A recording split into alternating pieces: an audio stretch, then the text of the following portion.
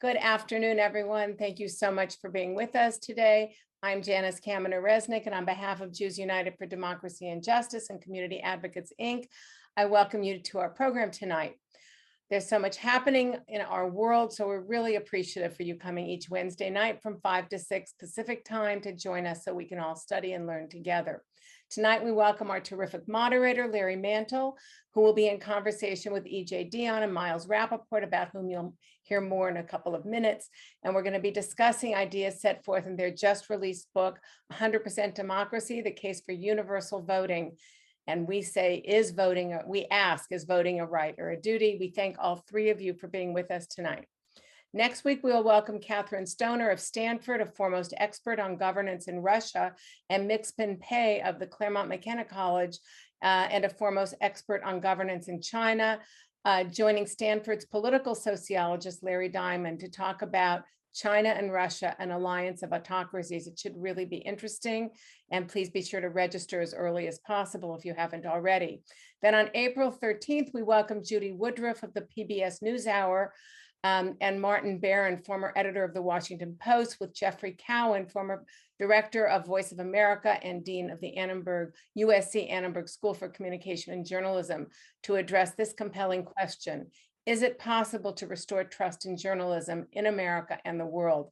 That's a very big question, and we'll be interested to hear the discussion.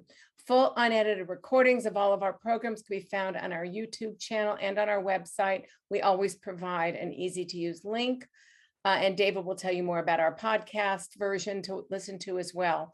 Thanks to our leadership team, former Congressman Mel Levine, former LA County leader Zev Yaroslavsky, Caroline Kelly, Rabbi Ken Chazen, and David Lehrer.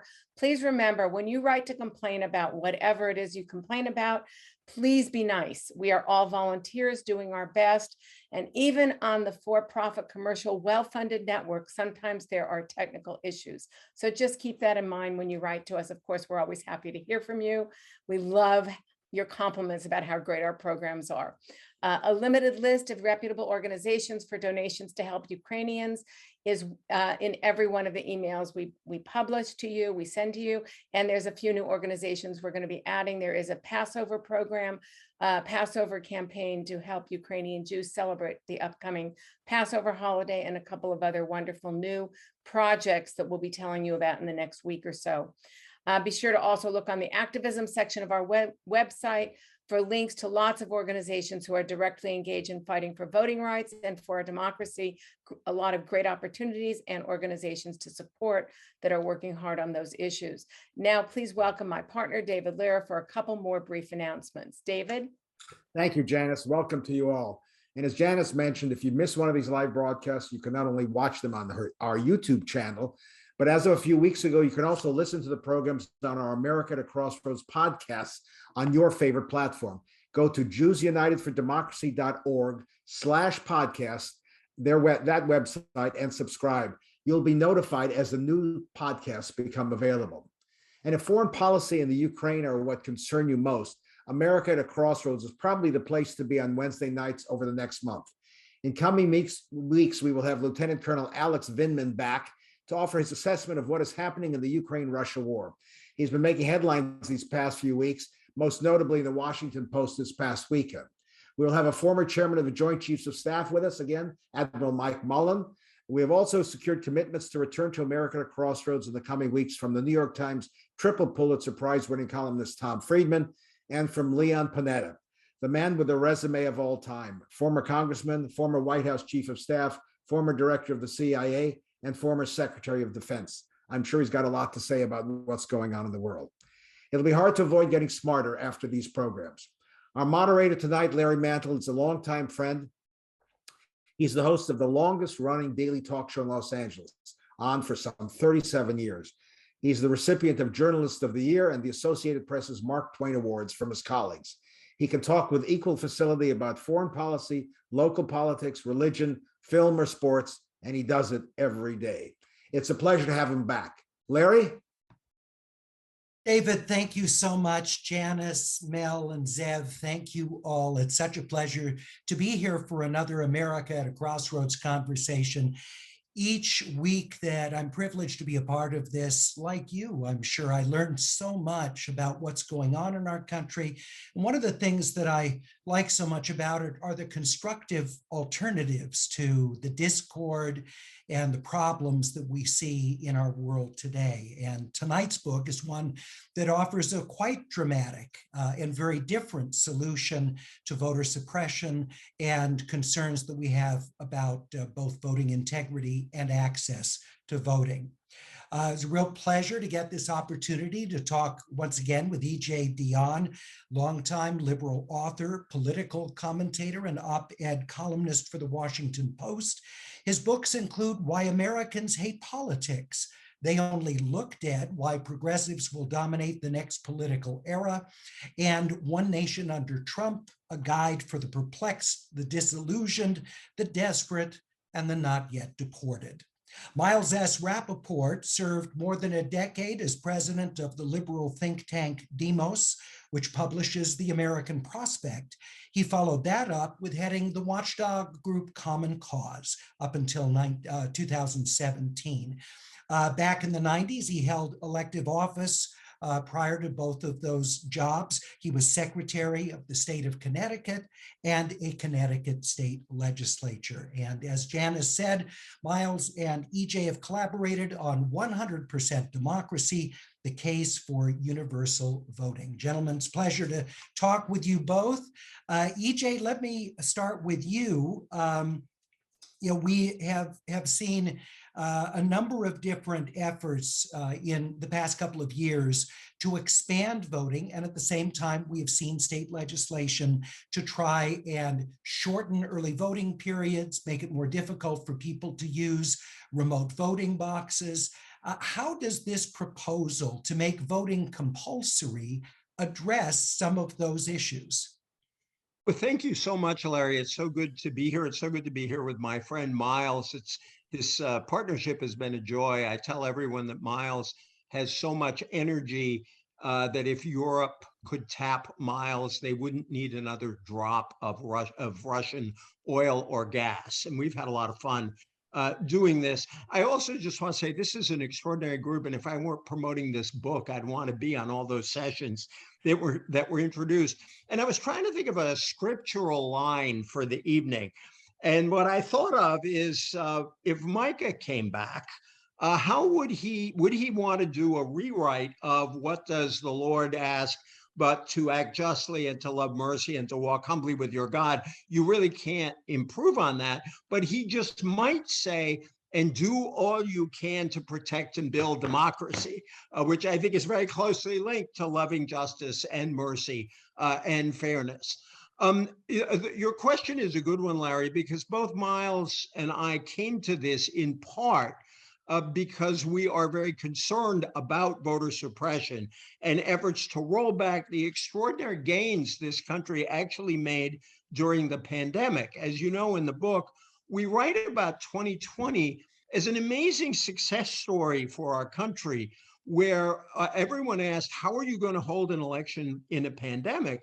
And all over the country, in red states and blue states, people who ran our elections did all sorts of things to make it easier for people to vote. I was able to cast my ballot that was mailed to me in a drop box in front of Walt Whitman High School, which I love because A, my kids went there, and B, Walt Whitman was the poet of American democracy.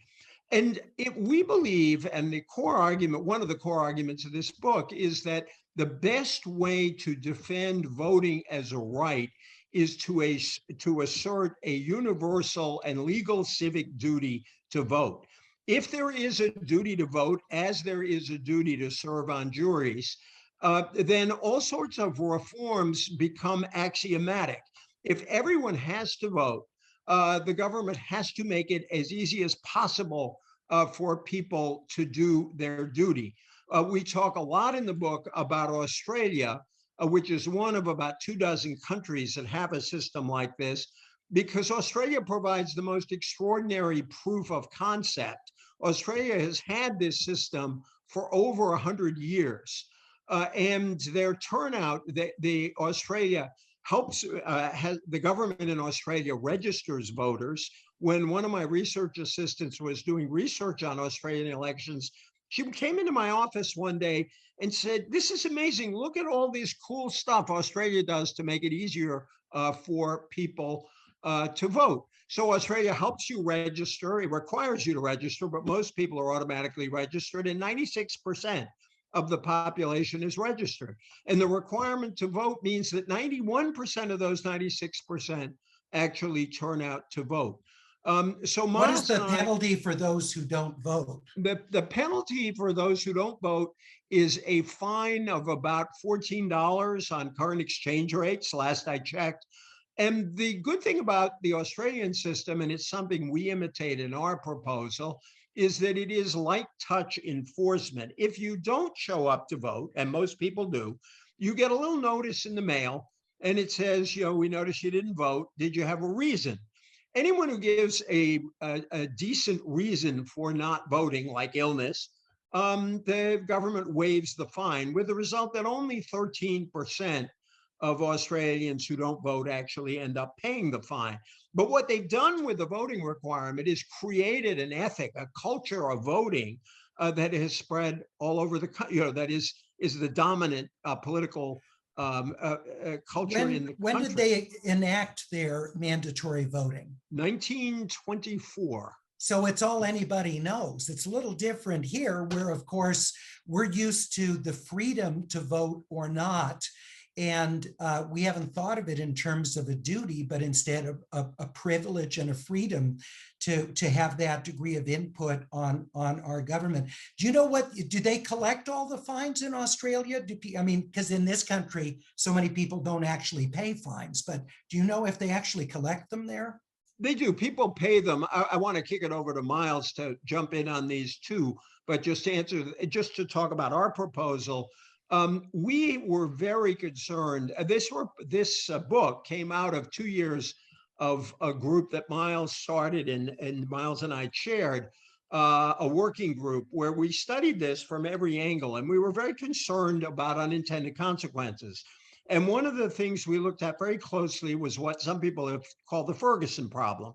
Lower income people, especially Black Americans, who get fined and then have their fines increased with interest and penalties, and then the fines turn criminal, and it causes all sorts of trouble. We make very clear that this fine is a civil, not a criminal fine, nothing criminal involved. It is not increased with interest or penalties. We allow people to get rid of the fine with an hour of community service, which is roughly what it would take to go from your house to the polling place and back in a well-run electoral system, and that's it. And again, we also provide in good American fashion for conscientious objection. You can file for conscientious objector status if you want to be immune from this. Again, and I know Australia also has a none of the above. You're not obligated to vote for what, if you think that they're all bad candidates, you can vote by not voting for any of the candidates. Right, and we'd add a specific none of the above option too, just to make very clear that we don't believe the government can compel you to vote for someone, but we do believe that the government can compel you to serve, to vote, just as it can on juries. And so you can cast a blank ballot. Go ahead, Mike. I was just going to say, the question you raised before about, well, Australians, this is what they have known, and so they're used to it, and it's part of the culture, whereas that is not the case here. But that's where the analogy to jury duty comes in, which is, as long as I've been alive, jury duty is a required civic duty. Everyone is required to serve based on being on the voting list or having a driver's license, and nobody really complains about it. I mean, what? Wait! No one really complains about jury service. Where do you spend your time, Miles? I mean, people may complain about getting called, but no one thinks that it is an infringement on their liberties. to They have to feel like serve it's on juries. obligatory in many cases and burdensome, and they grudgingly do it. I mean, there are some people, some of us who actually feel like we learn stuff and enjoy doing it, but there's a whole segment of the population that sees it as intrusive in their work, sees it as a burden and an obligation and something they only do because it's legally required that they do it. Can I But it has read you a become, quote, Larry, from the book? Because this is very on point to what you just said. And we quote the great civil rights lawyer and Harvard Law School professor, Charles Ogletree, who wrote an introduction, a foreword to a great book called Why Jury Duty Matters. And Ogletree wrote, just to underscore your point, today, perhaps as a measure of progress, all races and all citizens groan equally loudly when the jury summons arrives in the mail. Today, the right to participate occasionally becomes overshadowed with the obligations and inconvenience attendant to the summons. Yet the reason why participation in jury service matters has not changed over the years. The constitutional strength of this country begins with its citizens. A jury gives ordinary people extraordinary power, and exactly the same can be said for the right to vote. And when the discrimination against Black Americans to serve on juries was ended, it was a great victory for the civil rights movement, and it meant that Black Americans, like white Americans, could be compelled to serve on juries. That was a victory, and it broadened participation and in an essential process. Yeah, but for juries, you really have to have as broad a base as representative a group of Americans taking part for the criminal justice system to function. It's not obligatory for all Americans to vote for the democratic system to function. We've But the never had argument universal voting here. but the argument I think is precisely the same, which is, I believe, EJ and I both believe really passionately, that we want the decisions of government, both the laws and the people who are going to make the laws, to be made by a fully representative and fully inclusive electorate. Right now, we have an electorate in this country. First of all, we had record turnouts in 2018 midterms and the 2020 elections, and they were respectively 50% and 66.2%. Okay, that is nothing to write home about. But in addition to the sheer number, the electorate is whiter, older, richer, and more educated than the population as a whole. And we believe that what we want, and so the decisions then reflect that.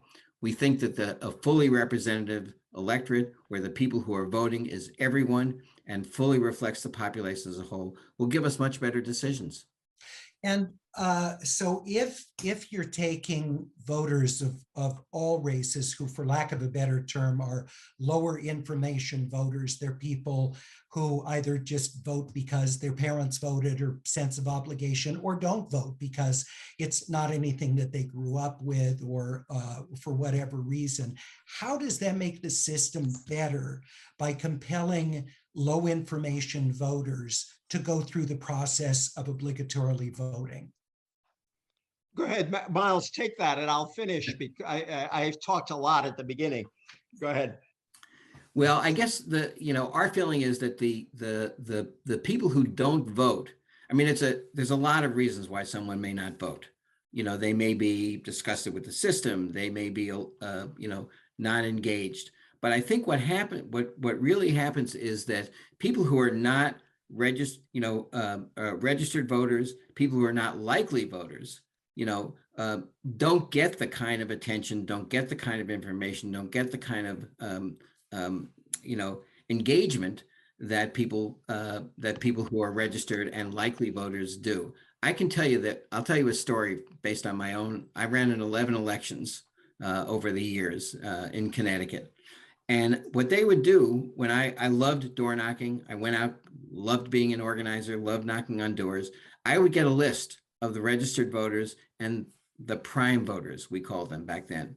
And I was told, do not talk to anybody who is not on this list. Go down the street, and if people are sitting on their stoop and they really want to talk to you, if their name is not on this A list, as EJ calls it, we couldn't talk to them. And it was a real problem.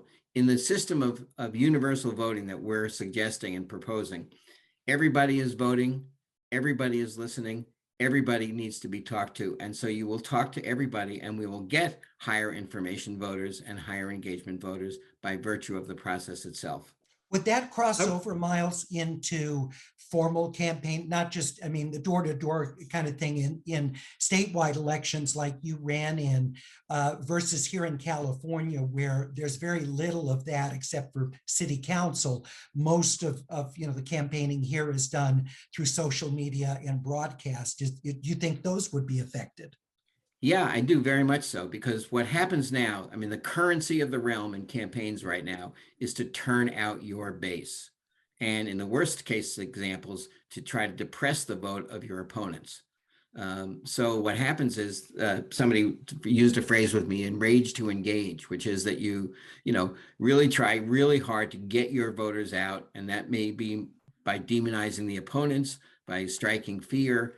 But you're only talking to people who you think are agreeing with you. In a system of universal voting, you would need to talk to everybody. You would need to persuade everybody, whether that's through social media or mail or phone or whatever, or TV advertising. I think that would be a really, really healthy thing. I think campaigns being required to talk to all voters would, I think, make a much healthier kind of dialogue. You were going to say something, Larry, EJ? I think that when you asked the question, what came to mind is that great LA fictional hero, Harry Bosch. I don't know how many Bosch fans there are out there, but Harry Bosch's slogan was "Everybody counts or nobody counts." And that in some ways, this is Boschism in a certain way. As Miles suggested, our current system is like an elite dinner party, an A list of likely voters and a B list and a C list.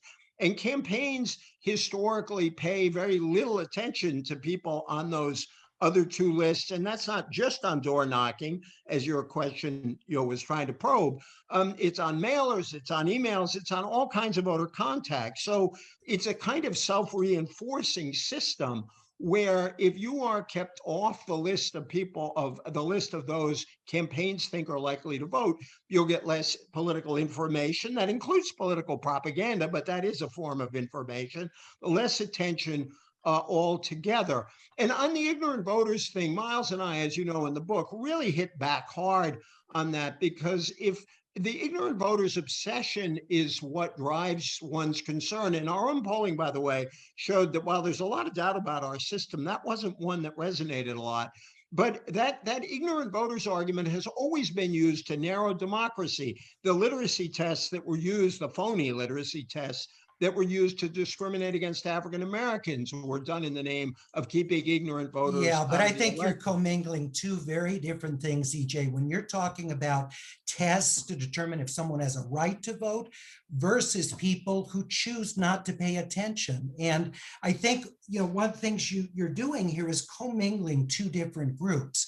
There are the people who find it difficult to vote, who have some degree of interest, but because of economic circumstance or discriminatory laws or where they live, it's difficult for them to vote. And so there are impediments for them to be able to exercise a right that they have some degree of interest in practicing. But the other are a group of Americans who maybe feel like things are going okay, or they're not interested in putting the time into studying up before they go to vote. It's just not a concern for them. So why would you say to those people, not the one for whom access is an issue, that no, we're going to require you now to make this something that's your obligation?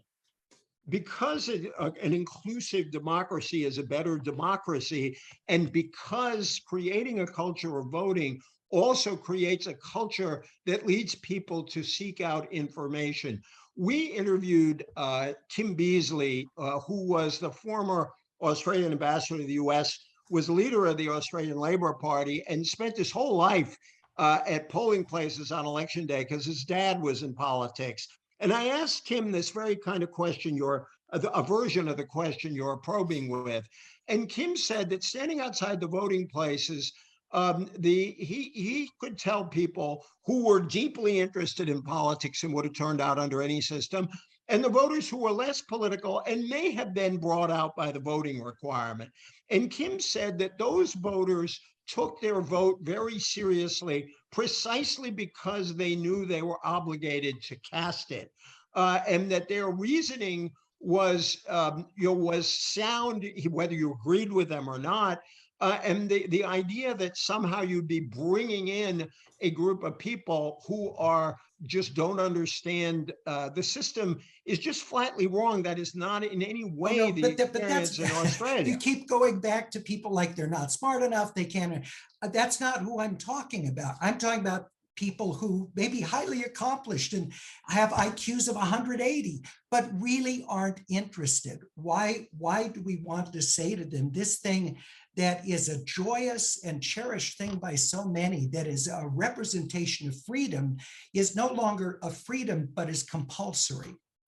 Because we are at a moment when, as the very lineup of future programs here have shown, because we know that democracy is in trouble now, and the act of standing up for democracy, the act of participating in the democratic process, I think is essential to strengthening it at this moment.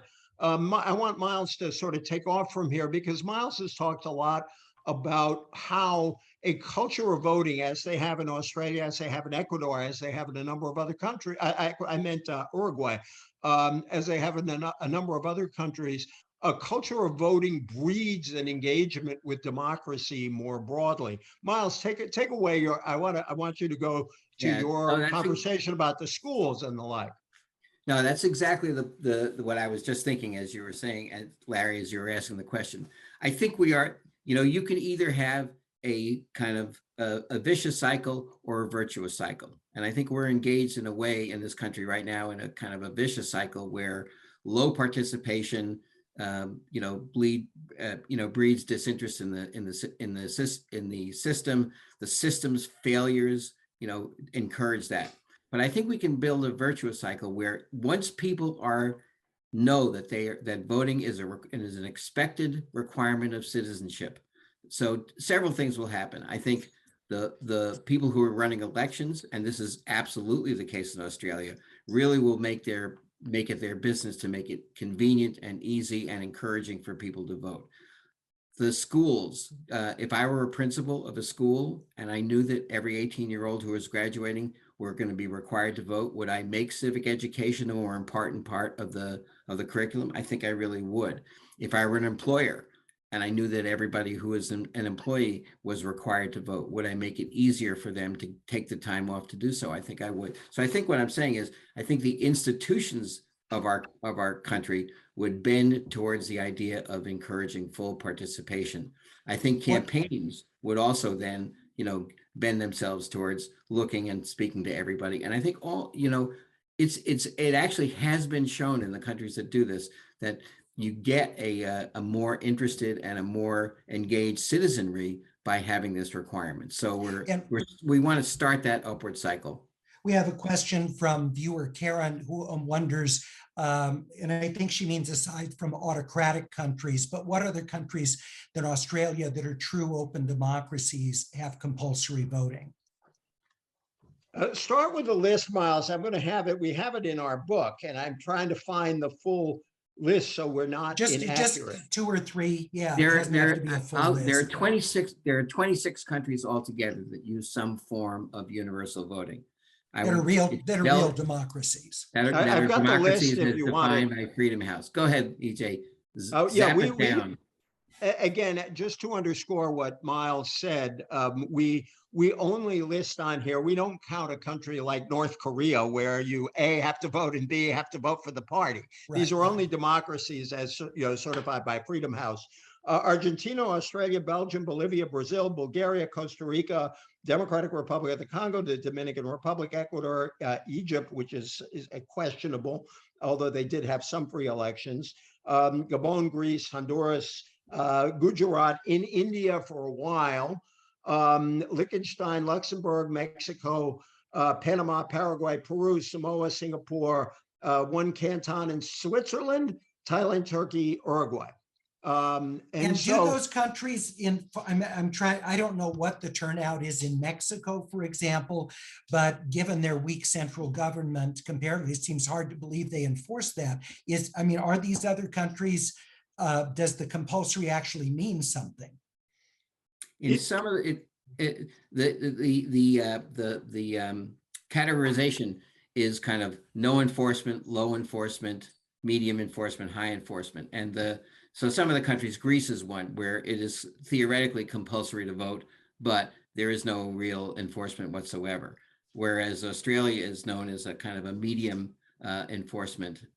So it varies from country to country. But all of the countries really, they have had the experience of significant increases in turnout and increases of the representativeness of the turnout itself. So some of these have been recent adopters, because you said Australia, I think, was the 20s, so they've had it for almost a century. But these other countries, some of them have a sort of modern era before and after to do that comparison. A lot of these countries have had it for some time. It's been rather common in Latin America for quite some time. Some of the European countries have had it since World War II. So you've had, in a lot of these countries, you have a significant history. Just on your point that you made earlier, which was an interesting one, Larry, that we have not had this. So if we instituted it, would there be a reaction? In Australia, when they instituted it, it was an almost instantaneous shift, where once this was made the law, turnout soared to the low 80s or high 90s. So I don't think, we would actually, in our book, we suggest a transition period to get there. So it could be made effective, so people could get accustomed to the system. But I don't think that you could count on people lagging behind immediately, given given the history in Australia. Are you factoring in that in the culture of this country, there's a lot of resistance to being told what to do by the government? And I've said, even for myself, and I'm sure the majority of people who are watching tonight fully embrace voting and have probably done it since they were legally able to vote. And I don't think I've missed an election since I turned 18. I love to vote. I live in the political world. I've said for myself, I would deeply resent being told by the government that I have to vote. It would take a thing that's a joyful experience that I find exciting and turn it into a duty. And I have to say for myself, as sort of an anti-authoritarian type person, I would have a very difficult time voting if this were in effect. Now, maybe I'm one of just a handful of people, but have you thought about the potential backlash to this if this were really implemented? By the way, Larry, I love to vote too, and I think of it as a joyful duty.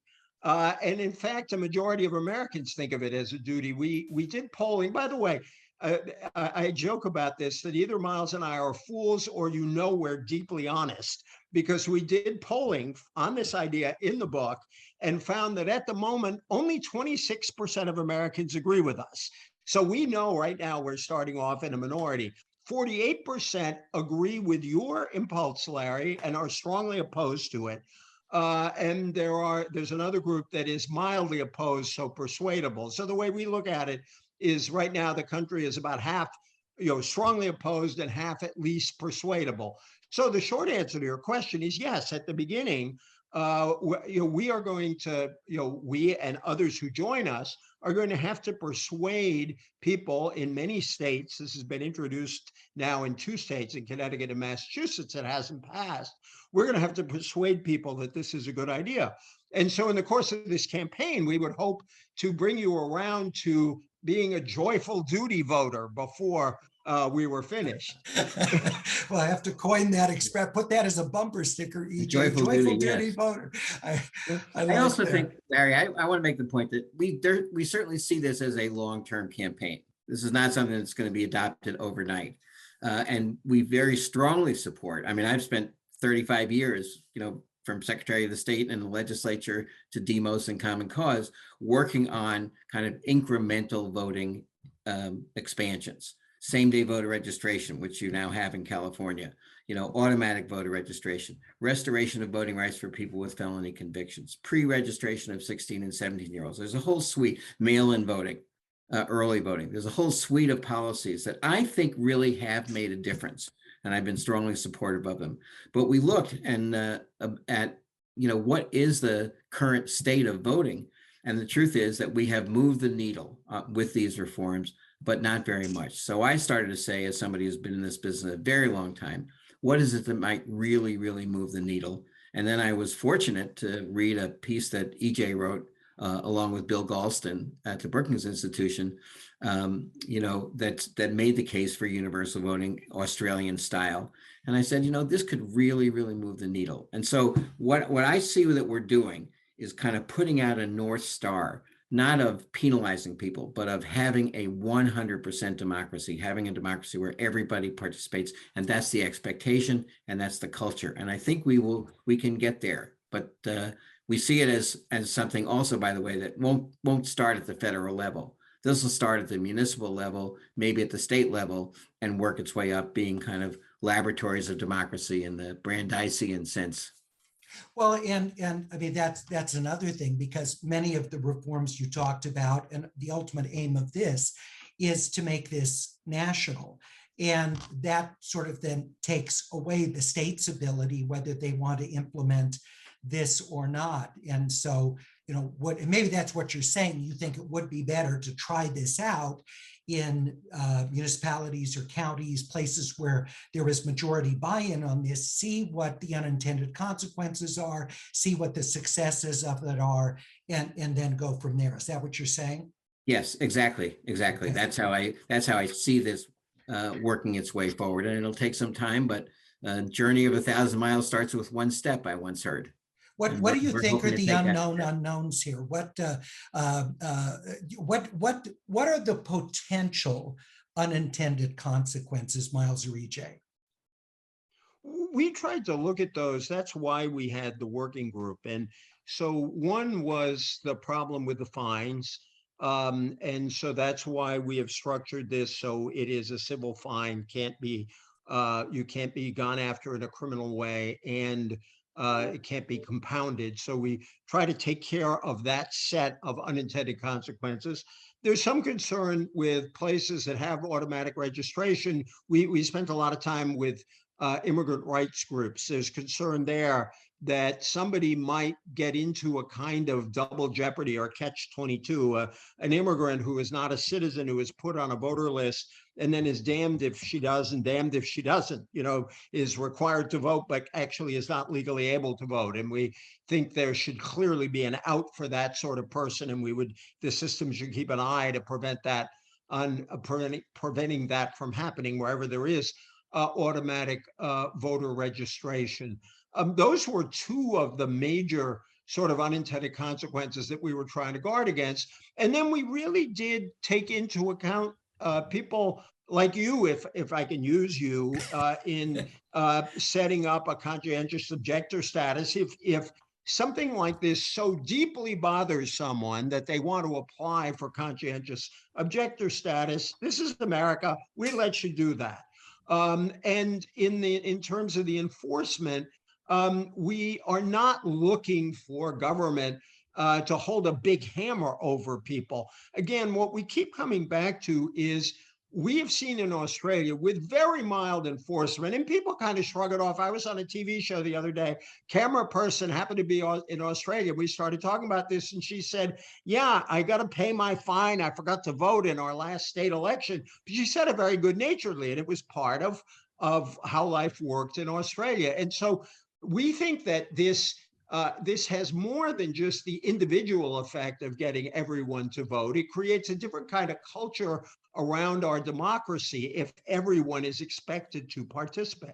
Well, and you're probably hoping that people like me, who at first would feel very reluctant about this, would miss voting so much that we would come around after maybe sitting it out one time. I do want to take a moment, though, to ask our viewers to submit questions. This is a good time because we're going to start taking audience questions right now. We also have some good comments that have come in. And I know Janice said at the outset, questions, not comments, but we have, for example, a really good one here from Judge Joe, who said, as a former trial court judge, I watched how people would serve on juries, often reluctantly.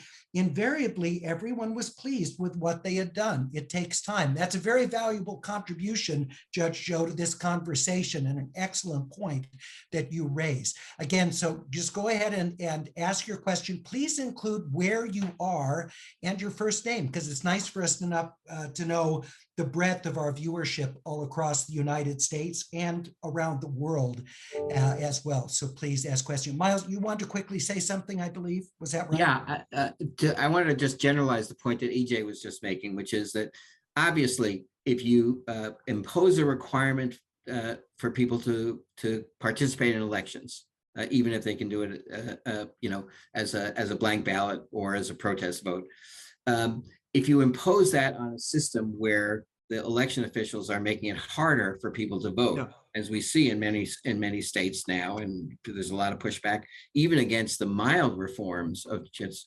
expanding mail-in voting. Obviously, that's a prescription for a major problem.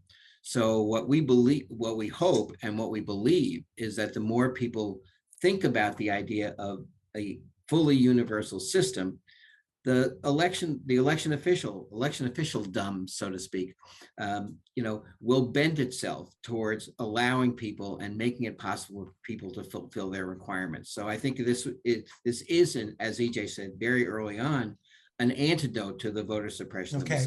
It's appalling what some states are doing, but I think this is putting a stake in the ground to say, no, there's a whole other way of thinking about this.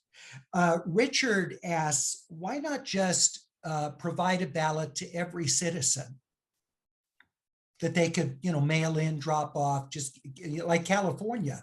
We have that for every registered voter. Every registered voter is just sent automatically a ballot. That's in the category, if I may, EJ, of what EJ and I call gateway reforms. In other words, I'm absolutely 100% for that. I mean, I think that really makes sense to give everyone a ballot. It makes sense to provide early voting. It makes sense to provide various mechanisms for voting. So all those things, I think, help. We have believed in them. We have worked for them. But I think that what they can lead to, they're still getting us up to 60% turnout on a good year. To get to 90%, we can take this next step and build on the things like providing everyone a ballot as part of the system. And the flip side is also true, as Miles said, which is you could not establish a system like this without making it easy to vote. And we do not want to impose this system on the status quo in many places. And so we think that one feeds into the other. But I agree that sending a ballot to everyone is a good idea. It made it easier for me to vote in 2020. Okay, I want to get through just as many of these audience questions as possible, so let's try and go rapid fire if we can't. Joel asks, what is the point of a none of the above option?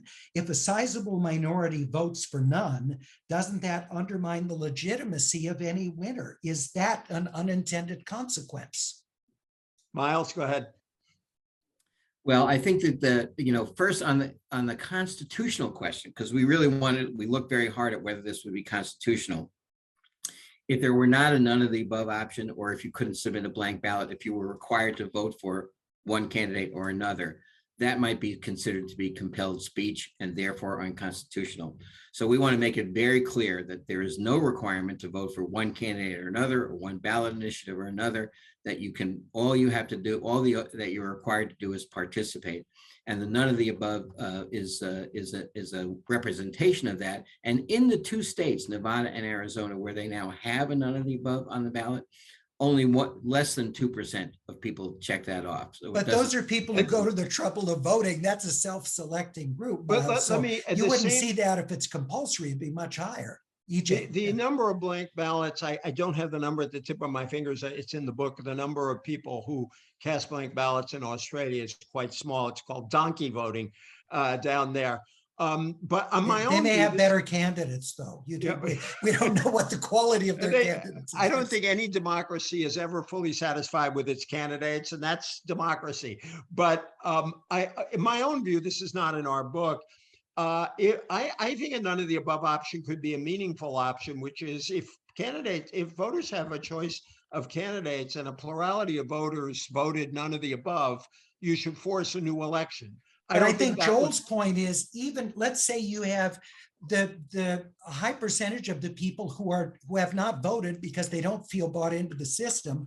So under a compulsory one, let's say you get 20% of people who say none of the above. I think Joel's point is, doesn't that undermine legitimacy because it puts in your face how many people do not believe that the candidates presented to them are up to the job?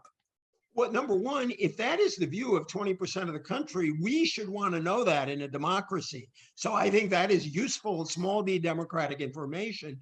Secondly, the experience of countries where this has happened is that just doesn't happen, that voters make a choice of either a party that is has a chance of winning, or sometimes voting for a minor party, so-called minor party, to express a particular point of view. So I'm not worried about either blank, spoiled, or none of the above ballots becoming that common. But if they do, I think that really does show a problem that the democratic system should deal with. Karen asks, what do you think about ranked choice voting? Would that be a significant driver of increased participation? That is part of the Australian system. There is a ranked choice voting that goes along with the universal voting. And the answer to Karen's question in my mind is yes, these are two reforms that go together very, very nicely. I'm a supporter of ranked choice voting. I think if you have a situation where everyone is voting and everyone's vote then through ranked choice voting is counted as accurately as it is intended to be counted by the voter, that's a pretty good system. Yeah, we don't explicitly endorse ranked choice in the book, but both of us support it. I think it's an improvement on the current system, and it's worked well in Australia and Ireland, and a number of localities around the United States. It's complicated to make the ballot. Stephanie asks, are there other ways to encourage voting that are more likely to pass in the near future? Well, we talk in the book about incentives to vote.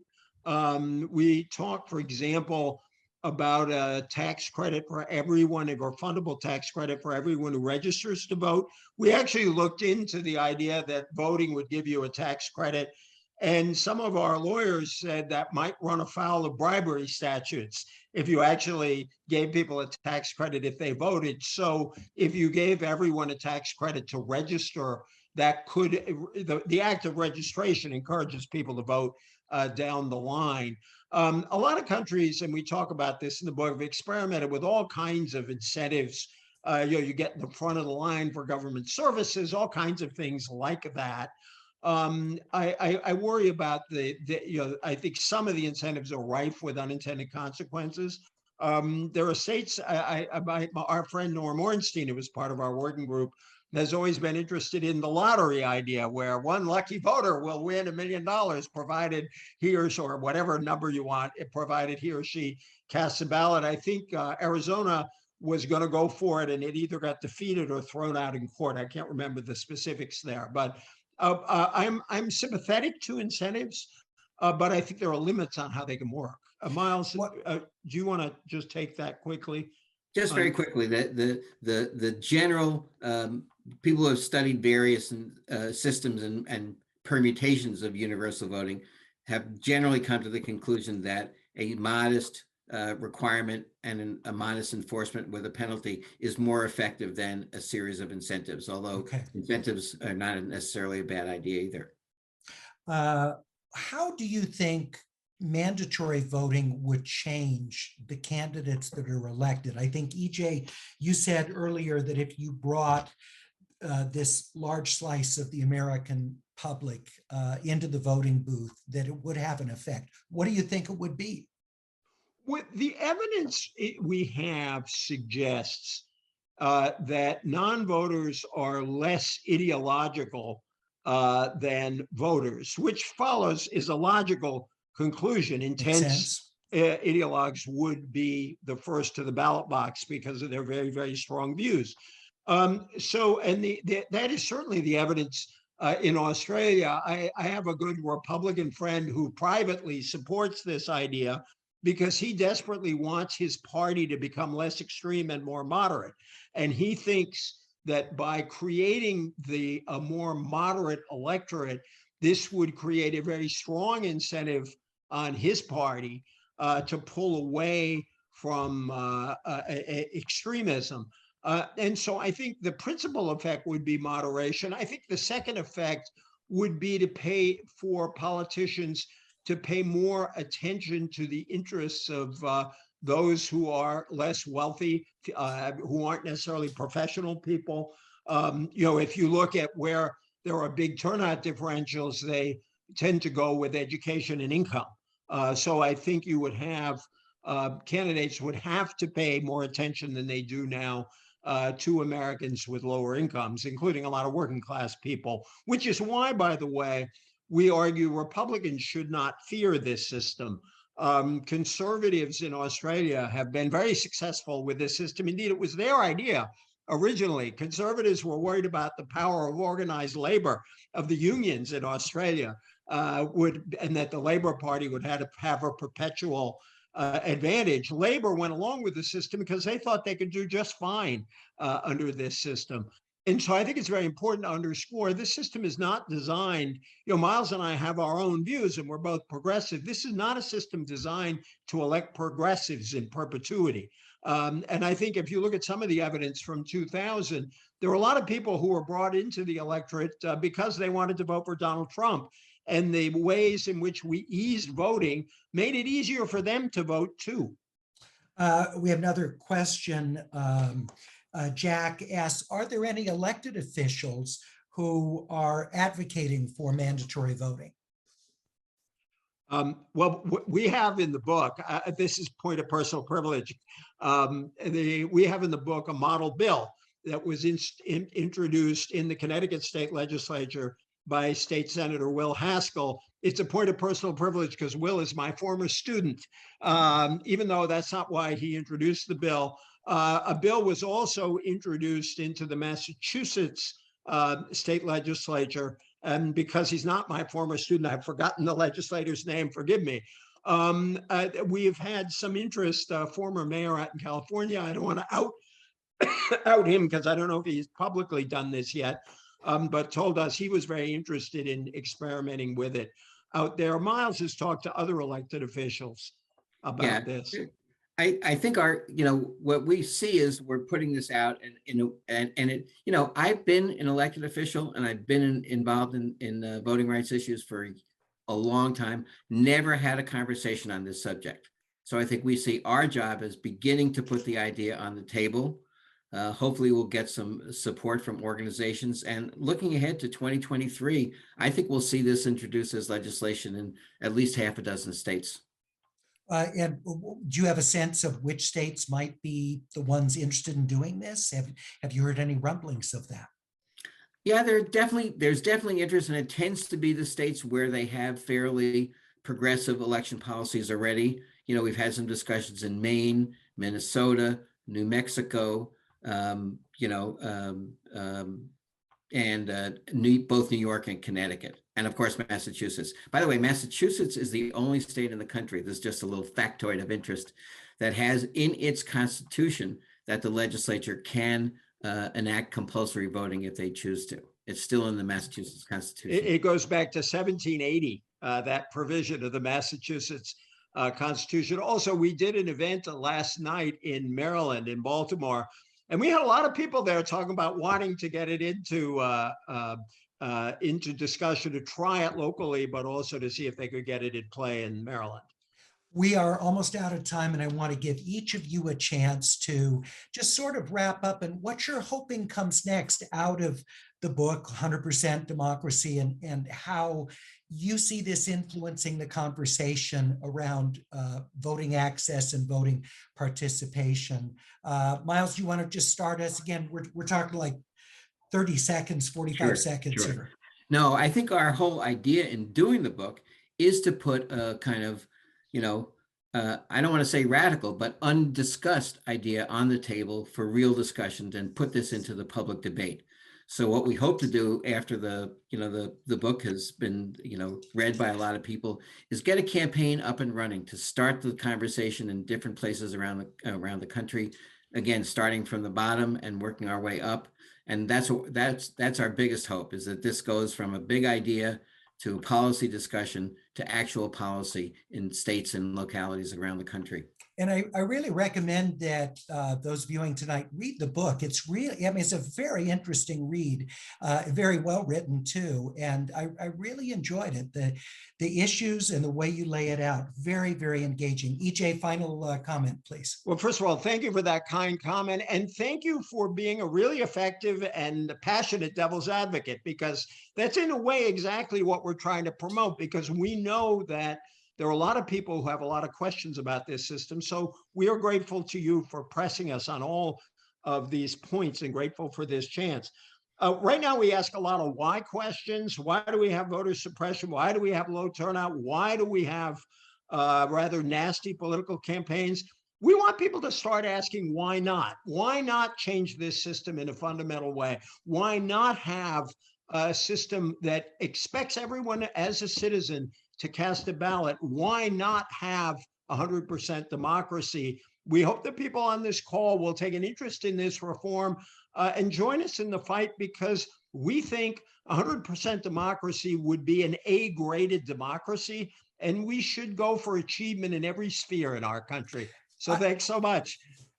Thank you both. It's a lot of fun, so interesting. And I was skeptical that we would have thousands of people turn out for this conversation, which is so sort of inside conceptual politics. And we love that, because this is what we talk about and what interests us. So to see that thousands of people around the country and around the world who attend these America at a Crossroads conversations really wanted to get into this, I think is very heartening and very exciting for me. So thank you both so much. Really enjoyed the conversation. Thank you. Thanks for having us. Thank you. And thank you. Another outstanding series of guests will be with us next week.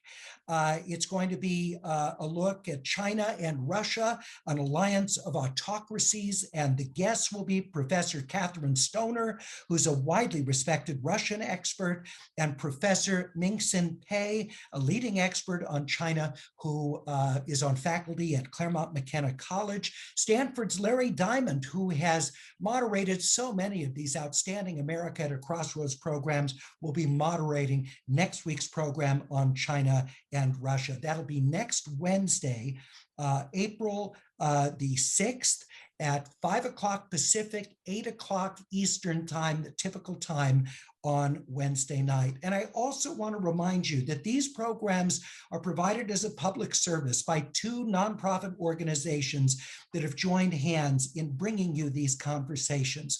So please visit the websites of either Community Advocates, Inc.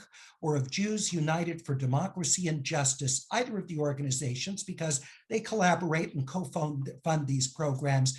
And consider making a contribution to support these programs that come your way each and every week. Thank you so much. Have a great evening.